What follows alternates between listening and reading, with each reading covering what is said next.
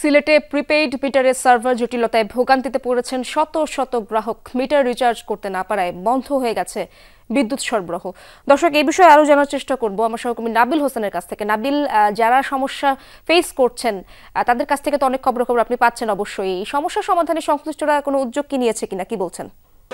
ইসরাত, দেখুন, মূলত গতকাল থেকেই সিলেটের প্রিপেইড মিটার, বিশেষ করে এসটিএস যে মিটার, সেই মিটারের ভোগান্তি কিন্তু শুরু হয় এবং গতকাল থেকেই যাদের আসলে এই মিটারের রিচার্জটা শেষ হয়ে গেছে তারা আসলে আর নতুন করে রিচার্জ করতে পারছেন না। ফলে মিটার রিচার্জ না হয় তাদের বাসায় যে বিদ্যুৎ সরবরাহ সংযোগ সেটি আসলে অটোমেটিকলি বন্ধ হয়ে গেছে এবং এই বন্ধ হয়ে যাওয়ার কারণে গতকাল থেকে মূলত গ্রাহকদের মধ্যে একটি আমরা দেখেছি ক্ষোভ ছিল, কারণ তীব্র গরম, অনেকের বাসায় বয়স্ক রোগী, অনেকে শিশু রয়েছে, অনেকে এইচএসসি পরীক্ষার্থী।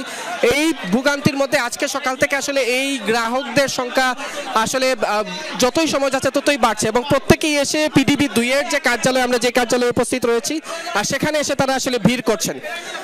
এখানে পিডিবির যারা কর্মকর্তারা তারা আমাদেরকে যেটি জানিয়েছেন, মূলত এই যে সার্ভারটা, সেই সার্ভারটা ঢাকা থেকে নিয়ন্ত্রণ করা হয় এবং এই সার্ভার ডাউন হওয়ার কারণেই মূলত তাদের গ্রাহকরা নতুন করে রিচার্জ করতে পারছেন না।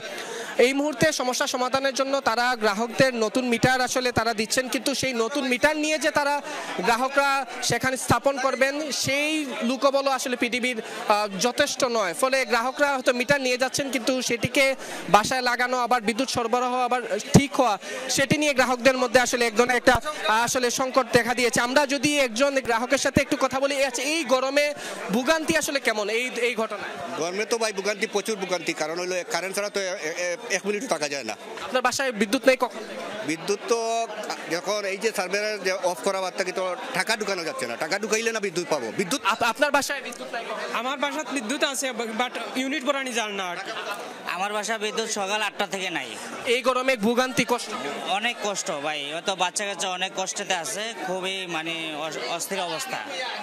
নিশ্চয়ই বুঝতে পারছেন যে তীব্র গরম সিলেটে গত 3-4 দিন ধরে আসলে তীব্র গরম পড়েছে। এর মধ্যে বাসায় যে বিদ্যুৎ সংযোগ নেই, এতে করে আসলে সাধারণ মানুষ তীব্র ভোগান্তিতে পড়েছেন এবং আমরা দেখছি যে নতুন মিটার আসলে যে দেয়া হচ্ছে এবং এই নতুন মিটারগুলোই মূলত তারা গিয়ে সেখানে বাসায় গিয়ে তারা স্থাপন করবেন এবং স্থাপনের মধ্য দিয়ে তারা বিদ্যুৎ ফিরে পাবেন। কিন্তু সেই মিটার স্থাপনের জন্য পিডিবির যে মানুষ, সেই যথেষ্ট মানুষ নেই বলে আসলে পিডিবি আমাদেরকে জানিয়েছে। ফলে এই দুর্ভোগ কবে নাগাদ কখন শেষ হবে বা সার্ভারই কবে ঠিক হবে সেটি নিশ্চিত কিছুই বলতে পারছে না। সাপেক্ষ ব্যাপার। ধন্যবাদ আপনাকে নাবিল।